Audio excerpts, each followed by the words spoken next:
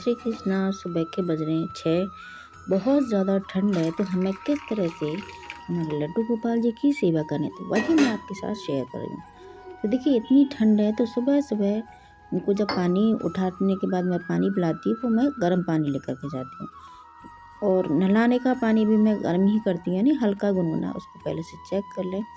जिस तरह से हम गर्मी में दही, शहद, और उसी तरह हम इसको बदल करके, जैसे हमारा मौसम बदल जाता है सर्दियों में, ताज़ा दूध से हम लड्डू गोपाल जी को नहला। अगर आपके पास ताज़ा दूध की व्यवस्था ना हो तो आप सिंपल गुनगुने पानी से नहला सकते हैं। ये हमें ध्यान रखना है, उन्हें ठंडे दही से बिल्कुल भी नहीं नहलाना है। अगर बहुत ज़्यादा आपको लगता है कि ताज़ा है दही तो आप नहला सकते हो, लेकिन कोशिश करें दूध से नहलाएं। और दूध भी अगर आपके पास नहीं है तो हल्के गुनगुने पानी से आप नहला सकते हो। बहुत ध्यान रखना पड़ता है, जैसे ही ऋतु बदलती है उसी तरह से हमें उनका खान पान, उनका जो नहलाना है, उनका रूटीन है, वो भी हमें चेंज करना पड़ता है। नहला करके अच्छे से उनके अंग वस्त्रों को अच्छे से पोंछ दीजिए, और उसके बाद ऐसा नहीं कि बहुत देर लगाओ, धीरे धीरे जल्दी से आप जो भी उनकी आवश्यक चीज़ें हैं पास में रखिए ताकि उनको ठंड ना लगे।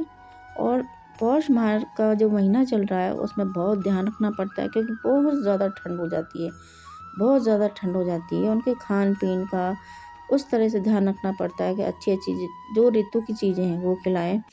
जैसे ठंड बहुत ज़्यादा है तो आप सुबह जो आप दूध देते हो वो अगर केसर का पिलाओ, या उसमें ड्राई फ्रूट, खजूर है, काजू है, बादाम है, वो आप उसमें सम्मिलित करें, ताकि जो हम जैसे हम लोग भी खाते हैं ना, जो गर्मा जो चीज़ देती है, उसी तरह से हम लड्डू गोपाल जी को भी भोग में इस तरह की चीज़ें शामिल करें।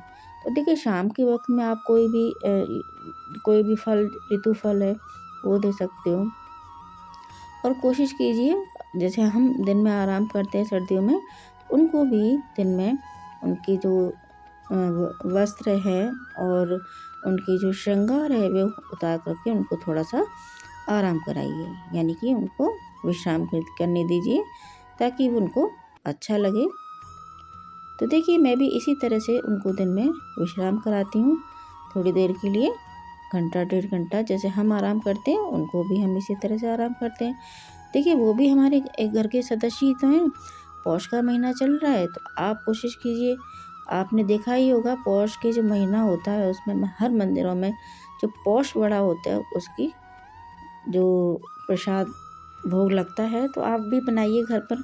और हमारी जो कान्हा जी को है जो मूंग और उड़द के जो हम बड़े बनाते हैं उनका भोग लगाइए। पॉसिबल हो सकता है जितनी सेवा आप कर सकते हो भगवान की। ये जो मौसम होता है इसमें खाने का बड़ा ही आनंद होता है।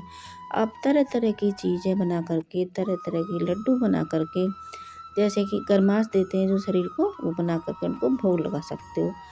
जो जैसे बाजरा की खिचड़ी है, खान पान काफ़ी चेंज हो जाता है जो गर्मी का होता है या सर्दी का। सर्दियों में गर्मा गर्म चीज़ें, ठंडी चीज़ें नहीं देनी है, गर्मा गर्म बना करके ताज़ा भोजन दीजिए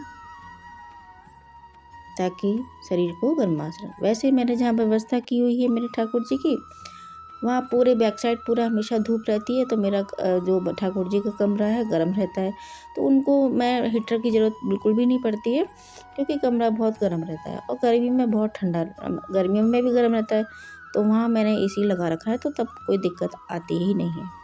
तो देखिए इस तरह से बड़े बना करके उनको भोग लगा सकते हो। बहुत ही अच्छा माना जाता है जो पौष माह के महीने में हम पौष बड़े का जो भोग लगाते हैं, बहुत ही फलदायी होता है। और मैं इसी तरह से पौष महीने में बड़े बना करके उनको भोग लगाती हूँ। और ज़रूरी नहीं है, आप कभी कभी जब उनकी इच्छा हो, आप उनका भाव आपको पता चल ही जाता है कि हमको क्या खाना है क्या नहीं खाना। खीर है, गर्मा गर्म खीर बनाइए और उनको भोग लगाइए। और इस मौसम में तो देखिए हरी हरी सब्जियां आना शुरू हो जाती हैं, तो आप उस तरह से नए नए पराठे बना सकते हैं, चीले बना सकते हो। तो मैं भी इसी तरह से देखिए जो हमारे कान्हा जी हैं उनको भोग लगाती हूँ। आलू के पराठे हैं, बहुत ही स्वाद लगते हैं उनको। और जैसे ये ठंडा का मौसम होता है तो इसमें तिल्ली का बहुत प्रयोग होता है ना, क्योंकि वो जो हमारे शरीर को गर्माश देती है। तो मैं इस तरह से इसकी काफ़ी सारी हलवा है, बहुत अच्छे अच्छे मिष्ठान बनते हैं। तो आप नई नई रेसिपीज़ बना करके उनको भोग लगा सकते हो। पौष महीने में बहुत ध्यान रखना पड़ता है हमारे कान्हा जी का। उनको जब भी आप पानी दो समय समय पर गर्म करके दीजिए, क्योंकि बहुत ज़्यादा ठंडी होती है। बहुत आप थोड़ी सी देर में देखिए पानी एकदम ठंडा हो जाता है।